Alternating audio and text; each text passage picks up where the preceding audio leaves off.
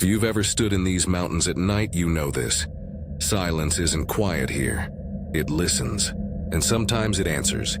The stories folks pass down, they're not bedtime tales, they're survival guides dressed as whispers. Not everyone should hear them, but you're here now, and once you do, you can't forget. Tell me, where are you listening from and what time is it? Drop it in the comments. It always chills me, knowing how many of us are scattered across the map, staring into the same shadows together. Hit like and subscribe. It helps more wanderers stumble into these woods. Whether they're ready or not, let's begin. I hadn't planned on going back to Laurel Fork. That bend of forest tucked into the Blue Ridge had been nothing but a rumor in my life for 2 decades. A place I could pretend didn't exist once I left for college and carved a quieter, more rational life for myself. But when the letter from the county clerk arrived, thin and clinical in its wording, I knew it was unavoidable. My mother's cousin had passed, and with no children of her own, the deed to the cabin near Millstone Hollow fell to me. I was 42, a professor in Asheville with more papers to grade than free time. I didn't care about a rotting cabin on land that never felt like mine. My motivation was purely practical. 3 days to clear the place, sign the transfer documents, and get it listed for sale before winter swallowed the valley. I convinced myself it would be simple, a weekend chore. The drive out there told me otherwise. The paved road dissolved into gravel, and gravel surrendered to dirt cut into the slope. Kudzu and bramble pressed so close to the windshield it felt like driving through a throat. The air smelled metallic and green like wet iron and moss. My little hatchback shuddered each time a tire slipped into a rut, and the cell signal vanished as soon as I passed the last gas station. It wasn't just isolation, it was erasure. When I finally reached the clearing, dusk was already dragging its shadows between the pines. The cabin sagged under its own weight, roof bowed, porch steps canted sideways like broken teeth. The sight of it stirred something I hated to admit. A memory of being 12 years old, sitting on that porch while my great-aunt Lydia muttered prayers I didn't recognize. Fingers twisting a rosary that wasn't Catholic but carved from mountain ash. She claimed the trees had ears, that if you didn't greet them, they'd keep your voice for themselves. I used to laugh at her. Now, staring at the cabin, the memory didn't feel funny at all. The key was unnecessary. The door sagged open when I touched it, as though it had been waiting. Inside, the air was damp and wool-thick, carrying the sourness of mildew and the sweet rot of paper left too long. The living room still held her things, a rocking chair with a quilt folded over the arm, shelves lined with jars of dried herbs, a cracked photograph of Lydia's parents staring with eyes too pale for the sepia tones. I set my duffel on the floor and told myself I'd only sleep there long enough to box everything up. That night, the quiet had a texture I couldn't mistake for peace. It wasn't absence of sound, it was a pressure, like something holding its breath just out of reach. I ate a granola bar in the kitchen, trying not to notice the dark seam in the floorboards near the pantry. A hatch, the kind that led under the cabin. I remembered Lydia telling me once, "Never look down there after dark. That's when the listening ones walk." At the time, I thought she meant rats. I went to bed early on a mattress that sagged like an empty lung. I left the lantern on, its glow barely reaching the corners. I must have drifted because the first sound jolted me upright. A faint scrape beneath the floor. Then another, slow, deliberate, like something dragging its nails along the grain. I held still, every muscle tensed, waiting for it to stop. Instead, it grew steadier, mapping its way under the room. When it reached the boards beneath my bed, it paused. A pressure rose through the wood, a muted thump, as if a palm pressed upward, feeling for me. My breath came ragged and shallow. The scrape resumed, tracing a line toward the pantry, then silence. I stayed frozen until a pale slice of dawn spilled through the curtain. In daylight, the fear seemed childish. I forced myself to lift the hatch in the pantry. The smell of damp earth rushed up, sharp and fungal. Nothing moved. No signs of raccoons or nests. Only the dark and the packed dirt floor disappearing into shadow. I shut it and shoved a chair on top for good measure. The second day I kept busy, filling boxes with yellowed linens and mason jars clouded with dust. But I couldn't ignore the woods pressing in on every side. From the porch, they looked almost liquid. trunks packed so tightly. The lights seemed to dissolve before touching the ground. I swore more than once I saw a shift between them, like someone stepping sideways out of sight. When night came, I left the lantern on again. Hours passed in silence, and I almost convinced myself it had been nerves. But around midnight, the sound began once more, scraping, slower this time, with pauses that stretched too long, like it wanted me to notice. Then came the whisper, low muffled words straining through mud. Not language I knew, just syllables shaped wet and heavy. The hatch hinges whined. From the bed I saw it lifting, careful and deliberate. A hand rose through the gap, pale, knuckled wrong, too many joints in the fingers. It pressed flat to the floor and another followed. My body moved before my mind. I grabbed my keys, bolted down the hall, and shoved through the front door. The air outside felt like a punch, damp and cold. I ran across the clearing, feet slipping in the grass. Behind me, the door groaned open. Footsteps followed, soft, testing, never rushing. They reached the porch, then descended into the yard. I pressed against a tree at the edge of the clearing, forcing myself not to breathe. The steps wandered, circling, pausing as though sniffing. My heart hammered so loudly I swore it would give me away. Eventually, they drifted toward the far side of the clearing. Dawn bled slowly into the sky. Only when the first crow called did I move, legs trembling, back to the cabin. The door gaped wide, but the hatch inside was shut tight as if untouched. That should have been my cue to leave. I packed half my things, even loaded them into the car. But something in me needed to understand. Maybe it was academic arrogance, the part of me that cataloged folklore as cultural artifacts rather than warnings. I remembered Lydia's muttering about the listening ones, and I opened her desk drawer, digging until I found her notebooks. Her handwriting was cramped, furious, the kind of script written fast to keep up with thought.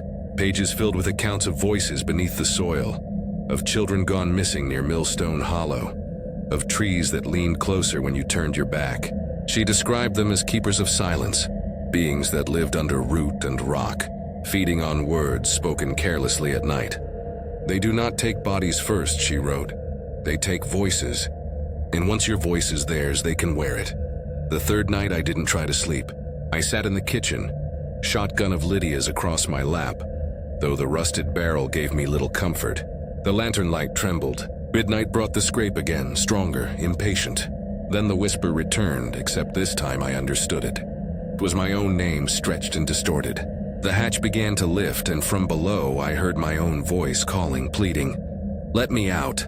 I stumbled back, bile burning my throat. The hatch opened wider, and what rose through was not entirely human. It had my face, but pale as candle wax, stretched thin. The mouth moved wrong, too wide, too wet. "You left me," it whispered in my voice. I fired. The blast shattered the lantern, plunging the room into dark. The ringing silence after, I heard movement retreating below, dragging itself back into the soil. I didn't wait. I ran blind through the cabin, out the door and into the woods. Branches whipped my arms raw, roots caught my ankles, but I didn't stop until the road appeared like salvation. By morning I was miles away, parked at a diner with shaking hands wrapped around black coffee. When the waitress asked if I was okay, I opened my mouth and nothing came out. My throat worked, but no sound formed, not even a rasp. I tried again and again. Silence. Now, weeks later, my voice has not returned. Doctors find no reason. My lectures have been canceled. My students whisper about me in the halls. At night, when I close my eyes, I hear it. The scrape beneath the floorboards, patient and steady. It isn't finished with me. It never needed my body. It already has my voice. I was 34 the year I let my younger sister talk me into hiking near Laurel Gap, a remote pocket of West Virginia's Allegheny Highlands. I wasn't the adventurous type anymore. I worked in IT, my back hurt if I sat too long, and the most wilderness I saw these days was the strip of weeds between my apartment and the parking lot. But Claire insisted. She said she needed a break from her nursing shifts, and she wanted to go somewhere untouched, a place where you couldn't hear a highway or see power lines. The name Laurel Gap rang a bell from childhood. My uncle used to mutter about that hollow when he thought we weren't listening. He'd say people who entered too far never walked out the same, and some didn't walk out at all. I thought he was just dressing up old tragedies with superstition. When you grow up in Appalachia, every valley has a story about hunters gone missing or miners swallowed by the earth. But the way he said it, tight-lipped, eyes darting toward the ridges, made me uneasy even now. Claire brushed it all off. Those stories were just to keep kids from wandering, she said. She'd found a map online of forgotten service roads leading into the hollow, and she wanted us to try an overnight hike. I didn't want to disappoint her. After all, I was the older brother, and some part of me still wanted to look out for her. So I said yes against my better judgment. We took my aging Subaru, bouncing over a rutted track until a rusted gate blocked the way. Someone had wrapped it with wire decades ago, but the wood was soft and sagging, and Claire slipped through with her pack like it was nothing. The air there carried a strange heaviness, as though the ground had been holding its breath. It smelled of whetstone and iron. The first mile felt harmless enough. The path was a broad cut once used by trucks, now swallowed by grass and saplings. It was September, the leaves just starting to crisp at the edges, the forest still thick with green. We passed remnants of lives once lived here, the stone ribs of a collapsed chimney, bottles clouded with earth, the rusted shell of a stove. I wondered about the families that left, whether it was poverty, coal companies, or something darker that drove them away.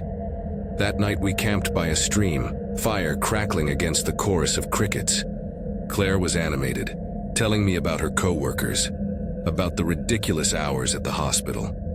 She laughed loud like the darkness couldn't touch her, but I kept glancing at the tree line. Something about it felt wrong. The way the shadows clung too long, like figures waiting just beyond reach. I told myself it was nerves. Still, I hardly slept. Each time my eyes shut, I heard faint crunches in the leaves. Not the erratic scuttle of animals, but steps measured and deliberate. When I held my breath, they stopped. When I exhaled, they resumed as though mocking me. By the time dawn seeped pale and blue, I convinced myself it had been nothing.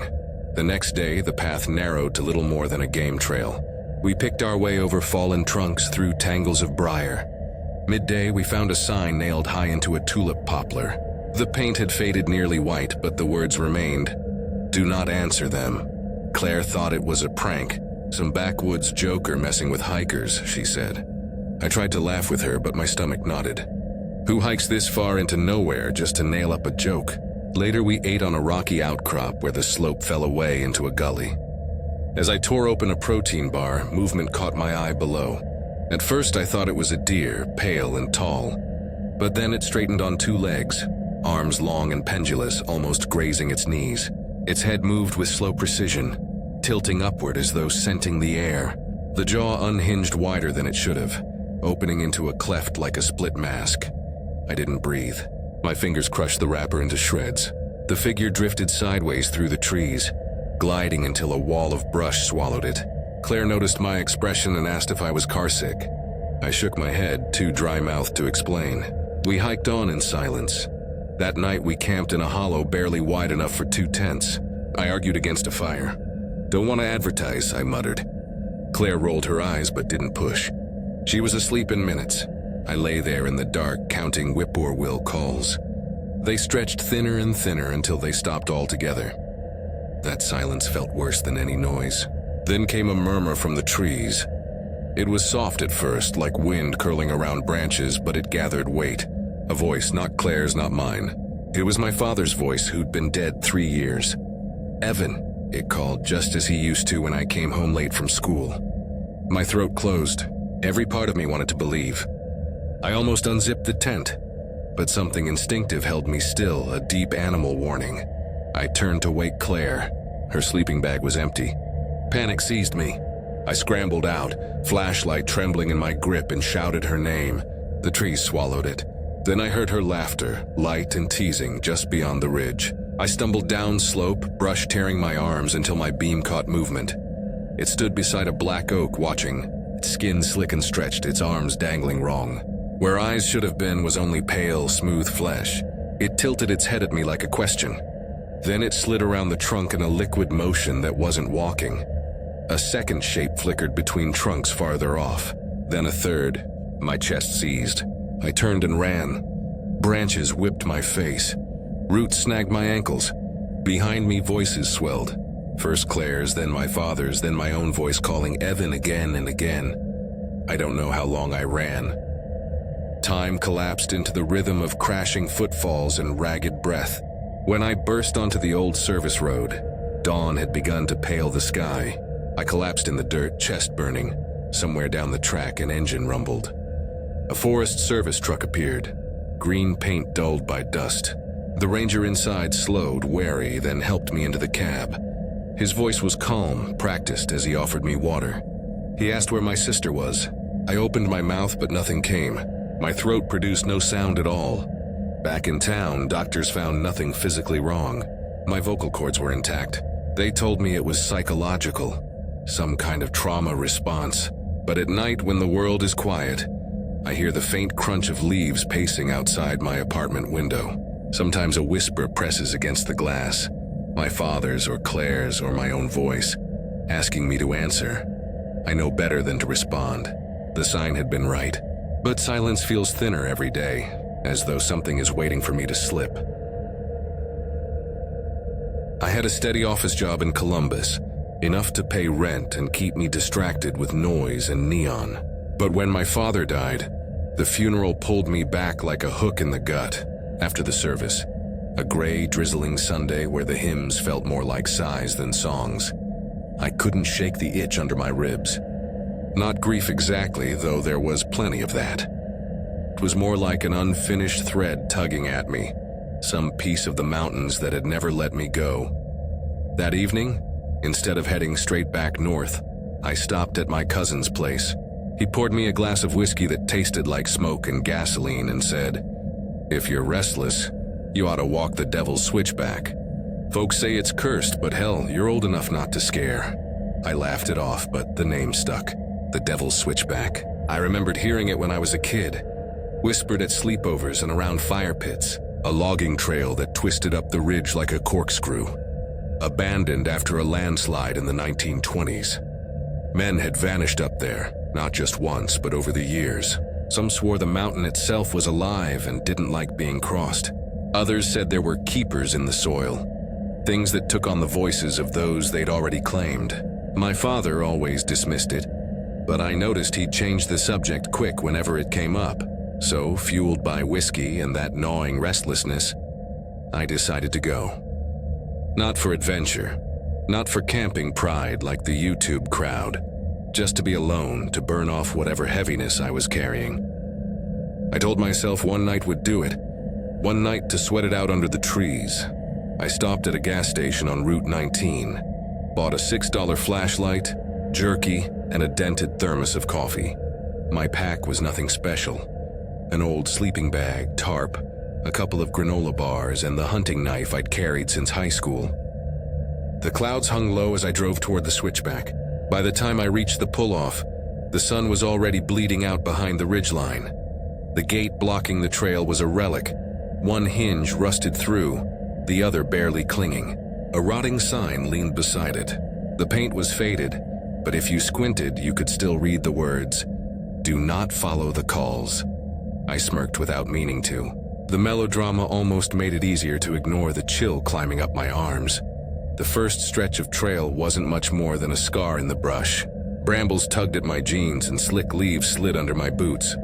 Every so often, the path sank into sudden gullies carved by runoff. I caught myself thinking how easy it would be to vanish here. A wrong step, a twisted ankle, and the forest would swallow you whole. A mile in, I passed the ruins of an old homestead. A collapsed fence line, boards buried so deep in moss they looked fossilized. Beyond it, a ring of stones marked what had once been a foundation. In the center, a thin sapling grew from a shallow pit, roots curling like veins. I gave it a wide berth without fully knowing why. The silence there felt thick, like a room where someone had just stopped speaking. I reached the river by dusk, if you could still call it a river. The water was a narrow smear over rocks, trickling like a leaky pipe. I set up camp under the bluff, ground damp but manageable. That was when I noticed the prints. They stretched along the silt behind me, faint but unmistakable. Narrow. Too narrow for an adult, yet spaced too far apart to belong to a child. The stride looked wrong, like someone hopping or balancing. My throat tightened. I told myself they were old, pressed into mud weeks ago. But the air smelled freshly turned, like overturned soil after rain. I built a fire anyway. The smoke curled thin, reluctant. I opened a paperback I'd stuffed in my bag, but the words kept blurring. That was when I heard it, a whistle. 2 short notes drifting down the slope. Too clean to be chance. My skin prickled. I held my breath, listening. The same 2 notes came again, perfectly spaced, as though whoever made them was waiting for an answer. My tongue felt thick. Against all reason, I called out, "Hello?" Silence. The fire cracked. A log collapsed inward. Nothing moved. Yet the silence felt worse than before, as though the woods were listening now. I let the fire die to coals and crawled into my tent, leaving the zipper partway down. I lay there with the knife handle pressed across my chest, muscles rigid. Sometime past midnight, I woke with my heart pounding so loud I thought it might shake the tent. At first, I heard only my own breath. Then slowly, the crunch of leaves, 1 step. Then another, deliberate circling. The nylon dipped against my leg. Just a finger at first, tracing the curve of my knee. My jaw locked so hard I tasted blood. The pressure lingered, then slid slowly, almost curiously, as though mapping me through the fabric. I didn't breathe, didn't move. At last, the finger lifted. The steps retreated. The silence folded back in. I lay frozen until the faint gray of dawn seeped through the nylon. When I finally stumbled outside, my hands were trembling so badly, I nearly dropped the knife. The ground showed nothing. No tracks, no broken branches. I tore the camp down in minutes, shoving gear haphazardly into the pack. Hunger gnawed at me, but I didn't stop to eat. I just walked, shoulders knotted, eyes locked on the trail. By late morning, I could see the outline of my car through the trees. Relief flooded me so fast my knees buckled. I stumbled into the clearing and then froze. Something leaned against the driver's side door. A strip of pale bark curled at the edges. Carved into it was a shape. A tall figure with long legs, an oval head, and no arms. The coffee thermos slipped from my hand and spilled into the dirt. I grabbed the bark without meaning to. The grooves were deep, cut with care. The figure's head was tilted as though listening.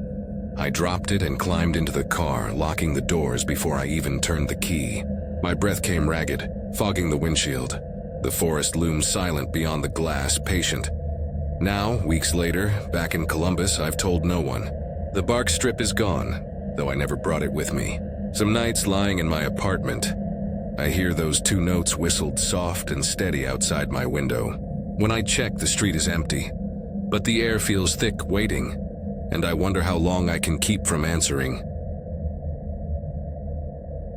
I was 36 when I returned to Cold Spring Ridge, a part of the Appalachian foothills I'd sworn off when I left for college. My life in Cincinnati had unraveled faster than I ever expected. Marriage cracked apart, job contract cut short, and my savings drained to fumes in under a year. My father's old hunting cabin was the only place left that belonged to me, at least on paper. My cousins never wanted it, and truth be told, neither did I. But with nowhere else to go, I packed the back of my car with whatever hadn't been pawned and headed into the hills. The cabin had stood since my grandfather's time. Folks in town used to call it the shack above Winter's Draw, like the location alone explained why nobody lingered there. The last time I'd stepped inside, I was a teenager, sneaking beers with friends and daring each other to stay until midnight. None of us made it past 10 back then. Something about the silence pressed too heavy, like the mountain itself was leaning over to listen. I told myself it would be different this time. I was older, less impressionable. I needed quiet to think, to scrape together a plan for what came next. I convinced myself that the unease I remembered was childish superstition, left over from family stories told in front of wood stoves when the power cut out. The road up was barely a road anymore, more mud than gravel. Bare branches arched overhead, rattling like bones in the wind. By the time I reached the clearing, sleet had started, tapping against the windshield like impatient fingers. The cabin looked worse than memory allowed. Gray timber warped with age, porch leaning forward as though it wanted to collapse. The foundation stones had slipped over the decades, gaps wide enough for a hand to disappear between.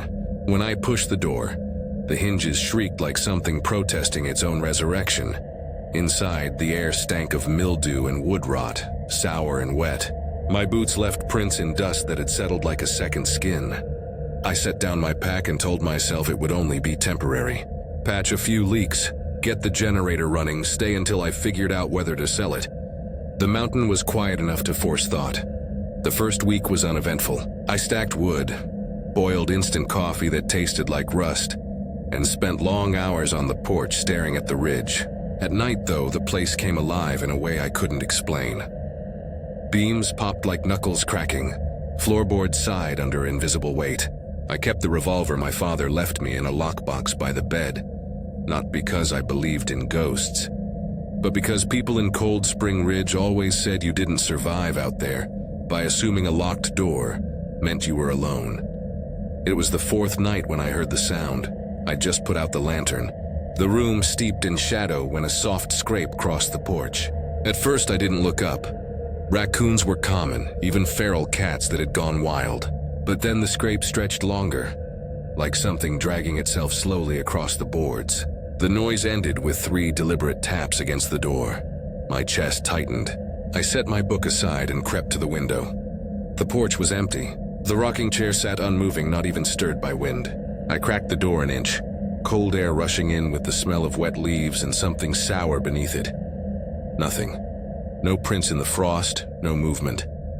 I shut the door and locked it twice, my shoulders knotted with tension. Around midnight came the knock. 3 short raps, calm and unhurried, as though whoever or whatever stood there had all the time in the world.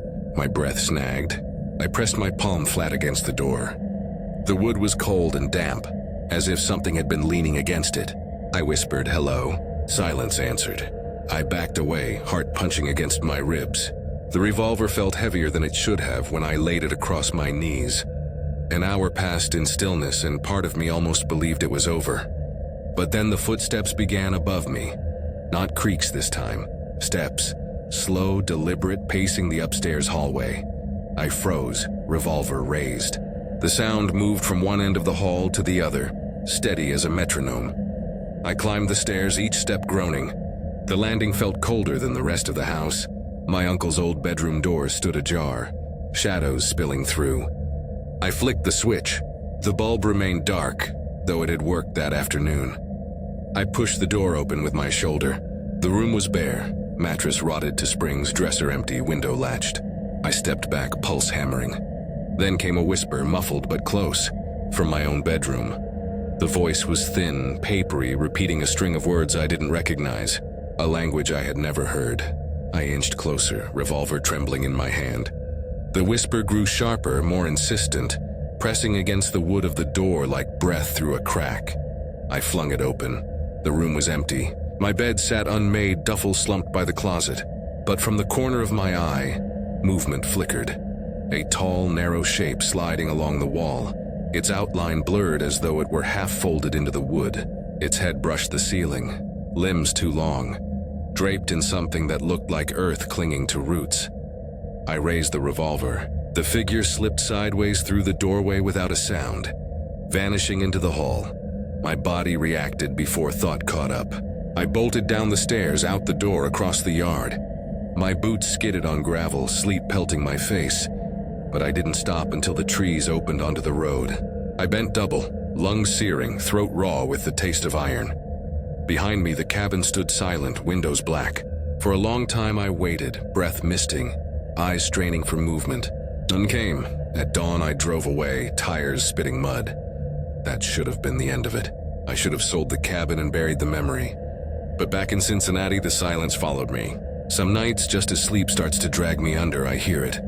The scrape across the porch, the 3 soft taps at the door. I live on the 6th floor of an apartment building, but still the knocks come, patient and steady.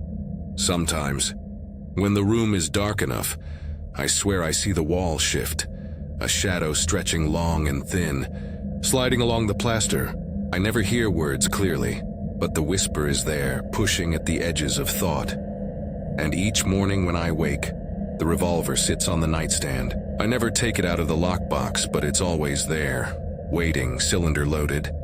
as if the thing that moved in with me wants me to know I'll never be rid of it. I was 29 when I went back to the mountains, though I swore I'd never set foot there again. My life in Lexington had bottomed out hard and fast. Job gone, girlfriend gone, debt piling up until even the landlord's polite threats weren't polite anymore. When my cousin told me the old place on the edge of Cinder Fork Hollow was still standing, keys rusting in a coffee can out by the shed, I figured it was better than sleeping in my car. I told myself it was temporary. A month at most, I'd patch the leaks, keep the wood stove burning, and maybe clear enough headspace to figure out what the hell to do with myself. The cabin had been in our family since before the war, though nobody wanted it. My uncle used to mutter about that hollow, the way you mutter about a wound that never healed. Older than any grave you'll ever find, he'd say, then clamp his jaw like he realized he'd already said too much. I chalked it up to superstition, same as all the stories you grow up with in the mountains. Witches in the ridge, silver-eyed cats that guard the mines, voices in the hollows calling children by name.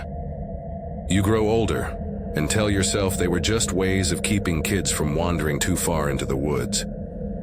But the first night I spent in that cabin, I remembered why I used to hate visiting. The silence had a way of pressing down on you, thick as wool.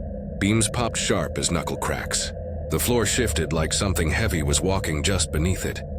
I lay on the mattress with my boots still on, telling myself it was only wood expanding in the cold. The second day I worked until my shoulders ached, dragging out moldy boxes and trash bags that smelled of mouse piss and damp paper. By dusk, I was ready to collapse. That's when I noticed a set of keys hanging from a bent nail by the back door. The old four-wheeler my grandfather used to ride. Memories hit me so sudden I nearly dropped the box I was carrying. I'd torn around on that ATV as a kid, pretending the hills were mine to conquer while my grandfather smoked on the porch, pretending not to watch. The thought of riding it again stirred something reckless in me. I told myself I deserved it, one ride, just to remember what it felt like before everything in life turned heavy. I slung a leg over, turned the ignition, and the engine caught like it had been waiting all these years. I headed down the trail behind the barn, the same rutted path I remembered from childhood. At first it was only cracked pavement, grass rising through, fence posts sagging like they wanted to lie down. But the farther I went, the more the trail turned to hard clay, gouged deep by water. The jolt of every rut made my teeth click together. After a mile or so, I slowed near an old hunting blind nailed to a hickory. I remembered it from years back, though now the wood hung in splinters, ladder broken in half like something heavy had stepped on it. The hairs on my arms lifted before I even knew why. I wanted to turn back, but pride pushed me on. The trail dipped into a broad clearing ringed by locust trees. 3 trailers sat rusting in a half circle, windows punched out, doors missing. They looked like they'd been abandoned decades ago, but fresh tire tracks cut across the clearing, the soil still soft where the tread pressed down. I killed the engine. The silence was wrong, not the usual stillness of the woods. No birds, no insects, just emptiness, as though the clearing were holding its breath. My boots sank into damp earth as I stepped off the ATV. Each footfall felt too loud. The first trailer leaned sideways, half swallowed by weeds. I braced a hand on the doorway to steady myself and looked in. The floor was carpeted in leaves and scraps of filthy fabric. In the far corner, bones lay stacked in rows, small ones clean and dry. Dogs maybe, or deer. I couldn't tell. They were arranged too carefully, like someone had taken time to line them up. I turned to leave, and that's when I noticed the string across the doorway. Bits of gray dangled from it, knocking gently together though the air was still. At first I thought they were stones. Then I saw the sockets, tiny skulls, each drilled and threaded like beads. My throat closed. I stumbled backward, heart slamming so hard I could barely keep my balance. Every nerve screamed at me to leave, and I almost did, but the tire tracks pulled me forward like a hook in the gut. I needed to know. The path narrowed, winding into switchbacks down the ridge. Every 20 yards or so, boards had been nailed to the trees, painted with symbols I didn't recognize. Spirals, crude figures with slashed faces, circles smudged in something dark and flaking. I told myself it was paint, though the copper smell in the air suggested otherwise. The switchbacks dropped into a hollow so deep it was nearly dark even though the sun hadn't set. At the base, a collapsed stone wall hugged the hillside. In the middle yawned a doorway, black as pitch, cut into the earth. The smell hit before I reached it, a sweet, cloying rot that coated my tongue. My flashlight felt too heavy, but I clicked it on and aimed into the doorway. A shape shifted in the corner. Burlap sacks piled against the wall moved, slowly, deliberately, as though something inside were trying to turn over. A wet rasping sound scraped through the dark. My knees almost gave out. I staggered back, swallowing bile. That's when a hand landed on my shoulder. I spun. A man stood beside me. Wide-brimmed canvas hat pulled low, beard ragged, eyes lost in shadow. His mouth twisted in a polite, humorless smile. "Don't go in there," he said, voice flat as a road sign. I couldn't speak. He raised one finger to his lips. "You don't belong here. Turn around." His breath smelled like fresh dug soil. He leaned closer until I could feel it on my cheek. "Run." The word unlocked me. I bolted up the trail, legs rubbery, vision tunneling. Twice I nearly fell, catching myself on trees slick with moss. I didn't dare look back. I knew if I did, I'd see something I couldn't survive carrying in my head. When I reached the clearing, dusk had thickened into near dark. The trailers loomed silent, their window holes watching me. I scrambled onto the ATV, hands trembling so badly I dropped the keys twice before jamming them in. The engine roared, and I tore out of the clearing so fast I nearly flipped.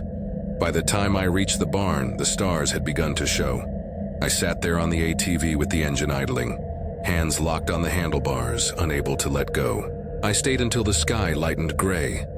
In the morning, I shoved the rest of my belongings into the truck, left the cabin unlocked, and slid the ATV keys under a brick by the porch. I didn't call the sheriff, didn't tell my cousin. Back in Lexington, I tried to forget, but the silence found me anyway. Some nights just before sleep, I hear the rasping breath I first heard in that hollow. Other nights, there's a polite knock at the door. 3 slow raps, patient as stone.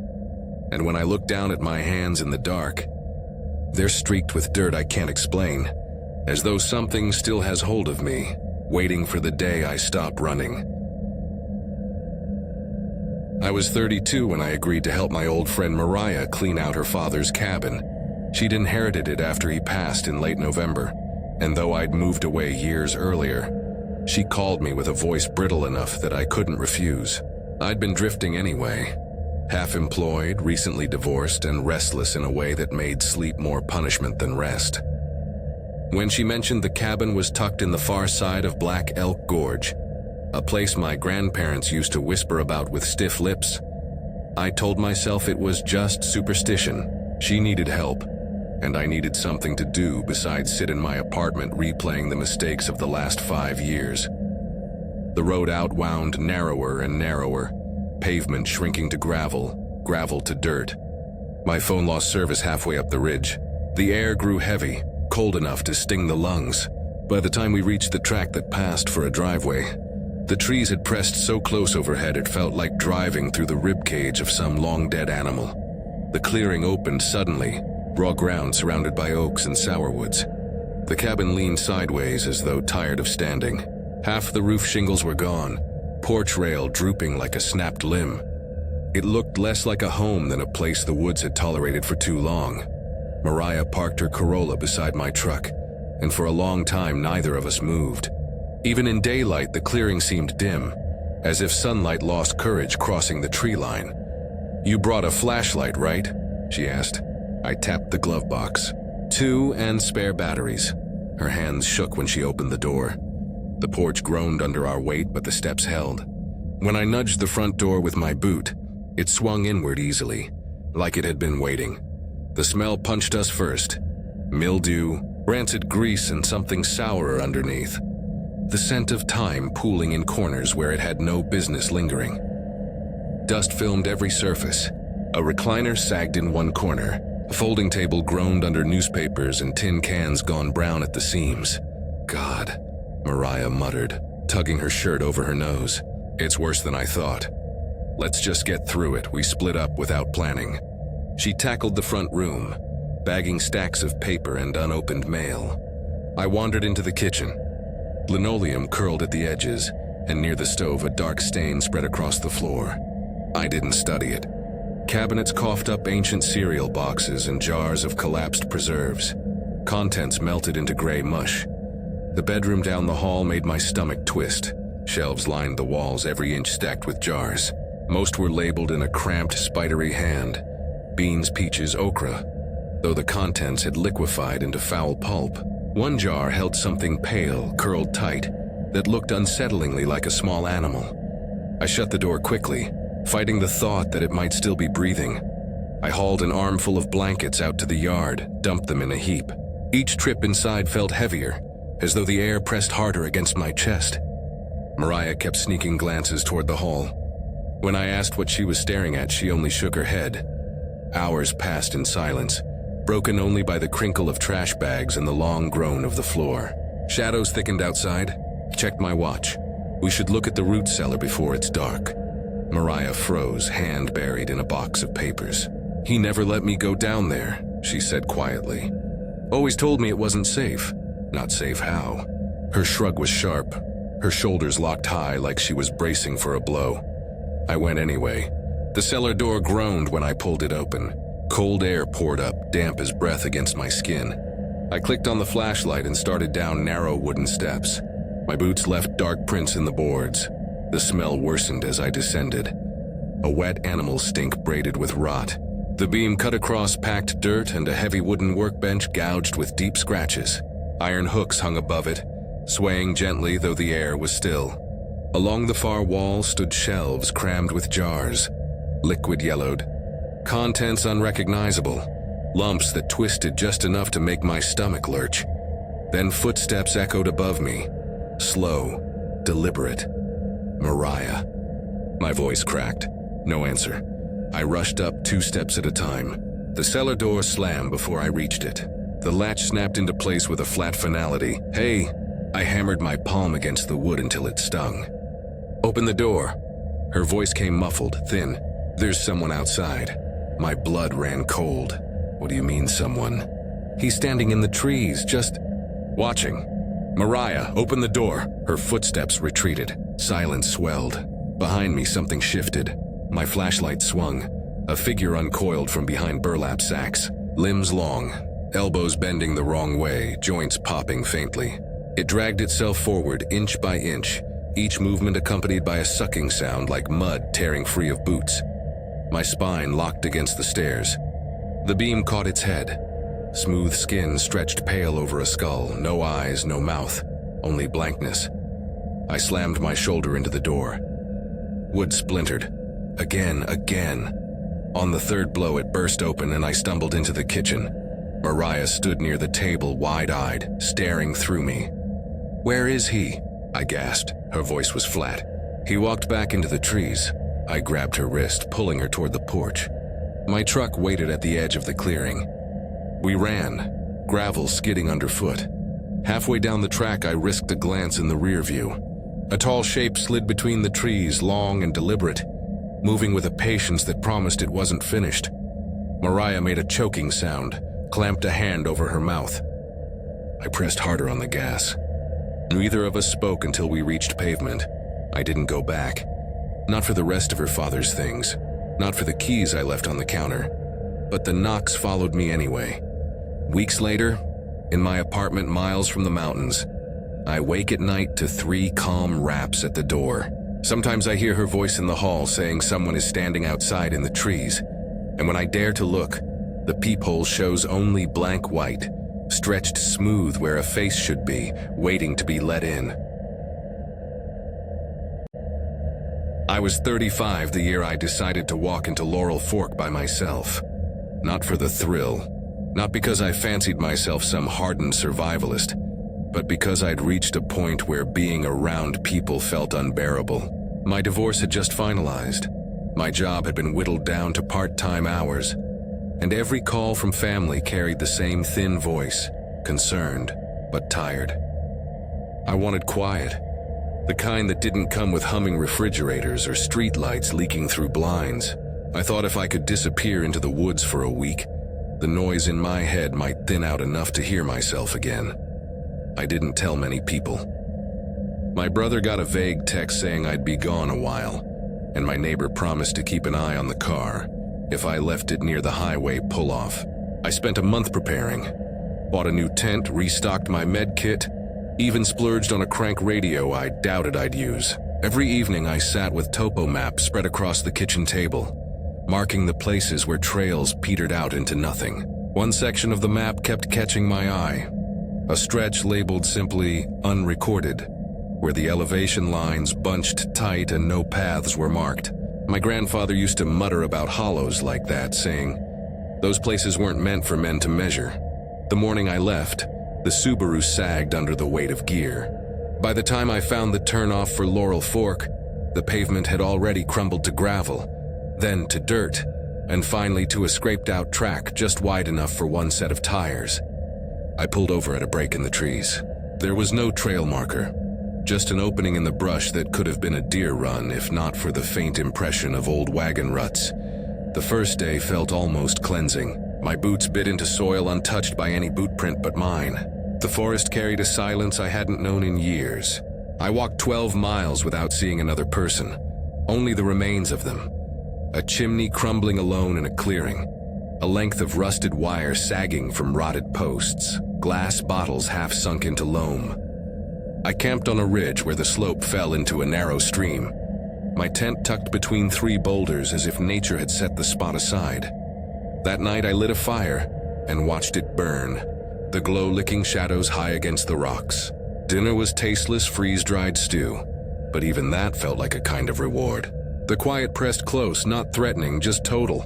I made a note in my journal about how easy it would be to vanish out here, then tucked the pen away and laid my hand on the handle of my knife before drifting off.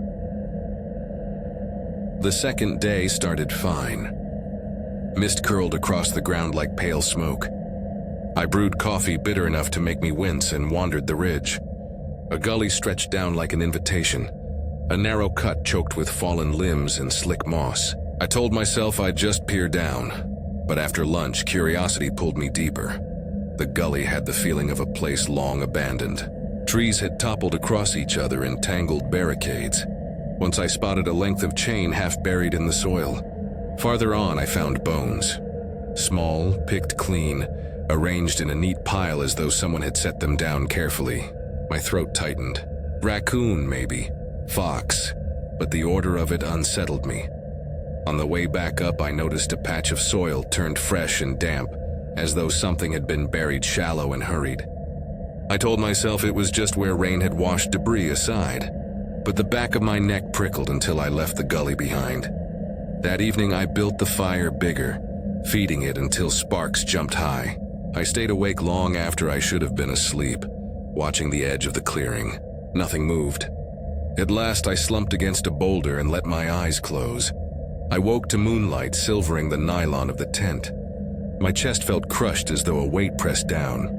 Then a voice whispered my name. Not shouted, not asked. Spoken, calm and steady right outside the tent wall. My blood iced. I lay paralyzed, every muscle locked. The voice didn't repeat. The silence afterward was worse, stretched so long I thought I might scream just to break it. When dawn came, I unzipped the tent with shaking fingers.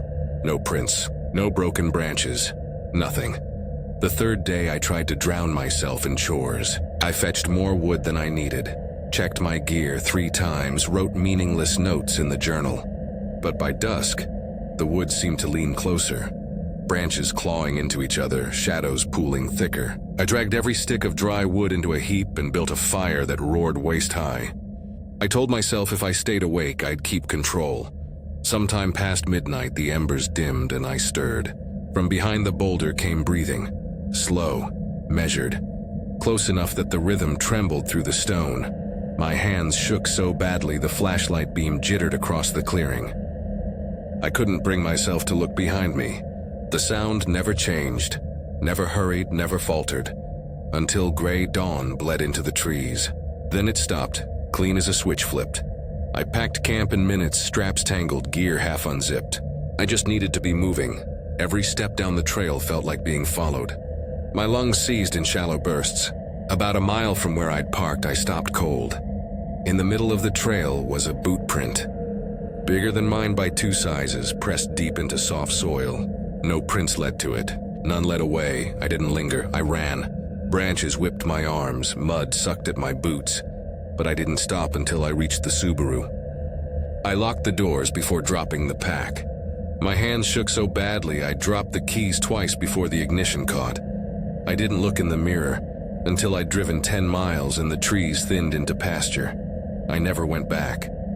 I sold the gear, boxed the maps. Friends asked why, and I lied. But some nights when sleep slips thin, I hear that same calm whisper say my name just beyond the bedroom door. And last week, when I stepped into the hallway at 3 in the morning, the floorboards were damp as though something had been standing there, waiting for me to answer.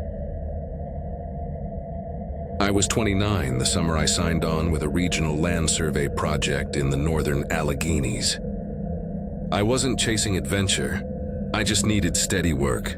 I'd been drifting between seasonal jobs since grad school fizzled out. And when I saw a posting for field assistant ecological survey, I figured tromping around the mountains with a clipboard sounded better than washing dishes. The team was small. Just a handful of overworked biologists and a rotating cast of temps like me. Most days I was counting ferns, logging tree diameters, or filling in coordinates that never seemed to match the maps.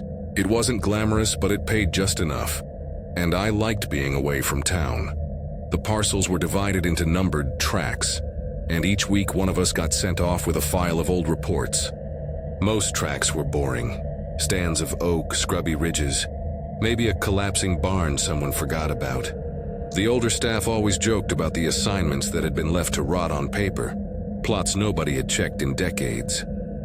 They called them hollows that forgot the census. One hot Monday, my supervisor, Colleen, handed me a slim folder marked with a faded number scrawled in red, 7H. "Your turn," she said, half smiling. "Nobody's gone back since the late 70s. If you get lost, shout real loud." The file was pathetic. Photocopies of photocopies, the text blurred and spotted. The last report was typed on a machine that chewed the edges of every letter. Notes about hickory, laurel, some patchy undergrowth, and one line tagged on at the end. "Stone foundation. Advise caution." That was it. No explanation. No follow-up. I tried to laugh it off. Probably some intern had stumbled over a cellar hole and spooked himself. Still, I checked out one of the clunky GPS units, grabbed a sheaf of blank survey sheets, and loaded the truck. The drive out was brutal. Gravel gave way to rutted clay, then to little more than a pair of overgrown tracks veering between hemlock stands. Grass hissed against the undercarriage. After an hour of jolts and stops, I passed the last mailbox. A tin thing caved in on one side, and beyond that, it was just me in the woods. By the time I reached the edge of the tract, my hands hurt from gripping the wheel so tight. The road ended at a wall of saplings. A sun-bleached board was nailed to a post, numbers carved in uneven gouges. That was my confirmation. I'd found 7H. I shut the truck off, slung on my pack, and stepped over the post. The wood swallowed the sound of the engine immediately. The air was cooler but heavy, as if damp moss lined my lungs. Within a few dozen paces, the road had vanished. I followed the compass, pausing now and then to scribble notes. Patches of bloodroot, a scatter of mushrooms, a chorus of wood thrush. My GPS screen flickered, then froze, then went blank altogether. I slipped it into a pocket and trusted the needle instead. An hour in, I caught sight of something that pulled me off course. Just below the slope, stone edges jutted through the soil. I picked my way down. There, in a shallow clearing, sat the skeleton of a house. 4 walls reduced to knee-high stonework, a rusted stove tilted sideways in the corner, and moss clinging to everything like a second skin. I should have logged the location and moved on. That was protocol, but curiosity pulled me across the low wall. Leaves carpeted the ground. I nudged them aside with my boot and found scraps. A spoon bent flat, bits of window glass dulled by weather, a warped lunch pail whose paint had nearly flaked away. Against my better judgment, I flipped it open. Inside lay a square of faded gingham cloth and a handful of glass marbles, colors swirling bright, as if they'd been dropped there yesterday. The back of my neck prickled. My pulse quickened in a way I couldn't justify. While I crouched there, marble balanced in my palm, the wood shifted. Not loud, not obvious, just the sound of weight easing from one place to another. Careful redistribution like someone shifting feet. I straightened fast. My first thought was black bear. My second was that no bear moved with that patience. I scanned the trees. Nothing but trunks and shadow. My chest felt too tight. I stepped back over the wall, eyes dragging across the slope. That's when I heard it, a crack of wood higher up, followed by a thump into soft ground. "Hello?" I called. My voice rang too sharp. "Survey crew, just passing through, no answer." I climbed toward a pale tulip tree that leaned across the slope. Nothing waited behind it, but the ground told a different story. A boot print, larger than mine, pressed deep into the leaf litter. The heel scuffed as if someone had pushed off hard. The air changed in that instant. The woods felt aware of me. My mouth went dry. I turned downhill, forcing myself not to run. My GPS was still dark in my pocket, but I kept glancing at it anyway, as if it might revive and tell me which way to flee. Halfway back, a voice reached me. "Come back." It was quiet but distinct, as if spoken through an old speaker, static threaded through every syllable. I froze. The hair on my arms lifted again. "Come back, closer." My hands went slick. I stepped backward, then again. I wanted to believe it was the wind funneling strangely through branches, but no wind bent the leaves. The third time it spoke, all I could think to do was run. I bolted downslope, pack slamming into my shoulders, branches clawing at my sleeves. I didn't care if I was headed in the wrong direction. My chest burned, lungs tearing at the air, but I kept pounding forward until my legs trembled. I stopped only when the ground leveled. My vision swam. For a moment, nothing looked familiar. Just endless ridges, endless trunks. I clung to one thought.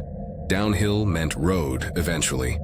I staggered on, quieter now, every nerve tuned to the silence pressing around me. At last I saw light, a pale strip between trees, bright enough that I thought it might be a trick of exhaustion. I stumbled faster, then broke into a sprint, terrified it would vanish if I didn't reach it. I burst out onto the rutted track where my truck sat, weeds brushing its bumper. Relief hit so hard my knees almost folded, but I forced myself to look back, some last idiotic need to confirm. At first there was nothing, then a figure stepped into the clearing.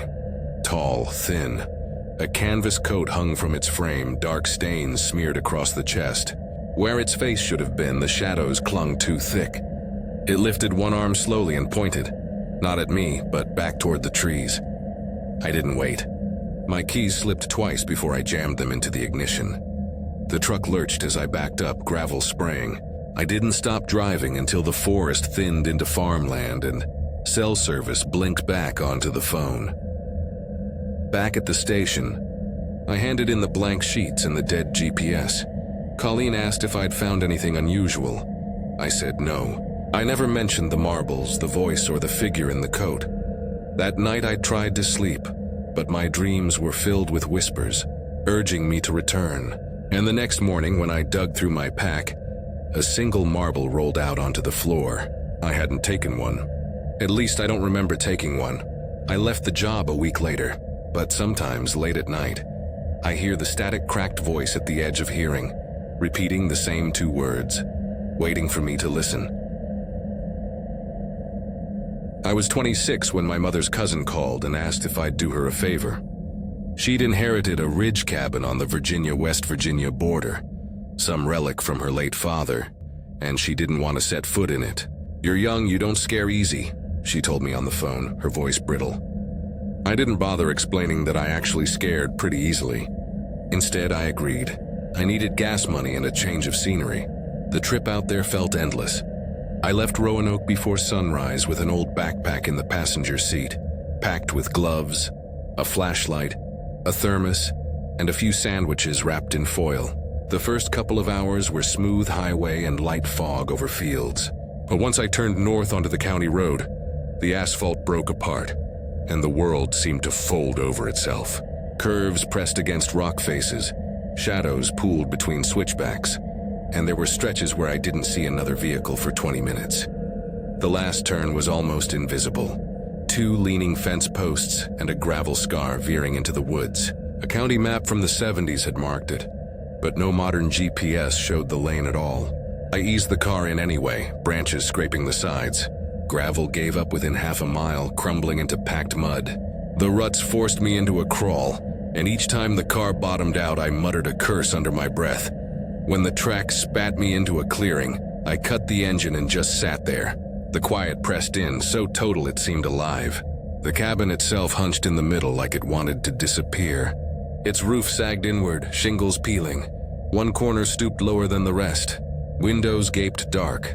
The porch rail was collapsed in 2 places, and the whole structure leaned like it was trying to sink into the earth. I forced myself out, stretching until my spine popped. The clearing was no more than a bald patch among rising ridges. The air smelled damp, with an undercurrent like wool left too long in a trunk.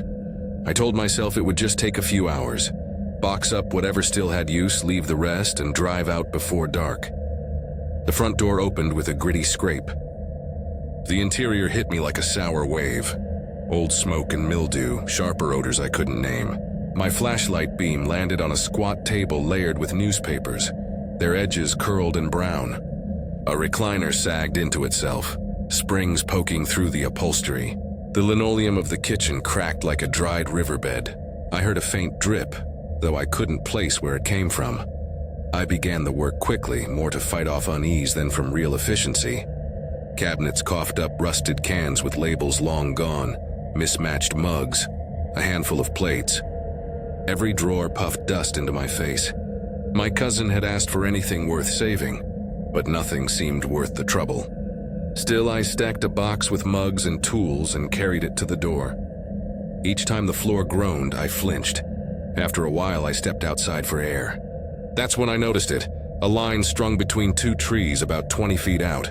At first glance, I thought it was an old clothesline, but as I moved closer, my stomach tightened. Bones dangled from the line, small ones, each tied with strips of cloth marked in dark ink. Circles intersected by diagonal slashes, repeated with unsettling precision. I don't know why I didn't walk straight back to the car then. Instead, I pulled out my phone, knowing there was no service, and snapped a picture out of habit. The bones clicked gently in the breeze, though I couldn't feel wind on my skin. It felt staged, deliberate, watched. I forced myself back inside and doubled my pace, tossing random junk into boxes. Lures, spools of wire, a duffel that reeked of mold. Shadows lengthened until the clearing outside was almost swallowed in blue. When I finally looked at my watch, it was past 6. That's when I heard it. A crunch from the tree line, measured, heavy, deliberate. My chest tightened. I set the box down slowly and listened. Another step, then another circling. My mind tried to play it off as a deer, but the rhythm was wrong. Then came the tapping. It started low on the back wall. 3 knocks, a pause, 3 more. Knuckles on wood, steady as if marking territory. The sound crept along the wall toward the corner. I slid the bolt on the door and snuffed the lantern, crouching low. My pulse hammered against my ribs. The tapping halted. Then a voice rasped through the wall. "You shouldn't be here." I nearly gagged on my own breath. It sounded strained, like each word scraped raw from a throat. Footsteps shifted outside, slower now. The voice came again, closer. "Leave what's his." I wanted to answer, but my tongue felt useless. Finally, I croaked, "I'm just packing up." No reply. The steps retreated into the trees. I crouched for what felt like hours, legs aching, lantern clutched to my chest. Moonlight leaked through the window, silvering dust in the air. The silence stretched so long I began to hope it was over. Then a single thud shook the back wall. Another followed. Then a steady pounding, circling the cabin like fists keeping ritual time. The walls trembled with it, floorboards humming under my palms. I staggered up, relit the lantern, and pressed my ear to the door. The pounding ceased. When I cracked the door open, the clearing looked empty. Relief surged until my eyes caught the wire. Every bone was gone. The twine hung bare, swaying slightly. That was enough. I bolted across the porch, my boots slipping on warped boards. I hit the car door with my shoulder, locked everything, jammed the key in the ignition. The headlights cut across the clearing and froze on shapes in the trees, not one or two, dozens. Tall outlines, perfectly still, shoulders hunched forward as if leaning closer. No faces visible, only the edges of bodies too narrow, too long. I slammed the gear into drive, fishtailing out of the clearing. The ruts jolted the car so hard my teeth clacked, but I didn't slow. Branches whipped across the windshield. In the rearview mirror, the clearing vanished, but the dread didn't. By the time I hit pavement, my shirt was soaked through. I drove until I reached a gas station buzzing with fluorescent light, pulling under the canopy as if the hum itself could protect me. I sat gripping the wheel until my arms cramped, waiting for the tremor in my hands to fade. I never told my mother's cousin what I saw. I just dropped the box at her house and mumbled that most of the cabin had collapsed. She never asked questions. Maybe she didn't want answers. Weeks later, I opened my backpack to clean it out. At the bottom, wedged into the fabric, was a single strip of cloth. The same faded kind I'd seen on the line. A circle intersected with lines drawn in dark ink. I still don't know how it got there, but sometimes, in the dark before sleep, I hear the faint click of bones swaying against each other, steady and patient, waiting for me to come back.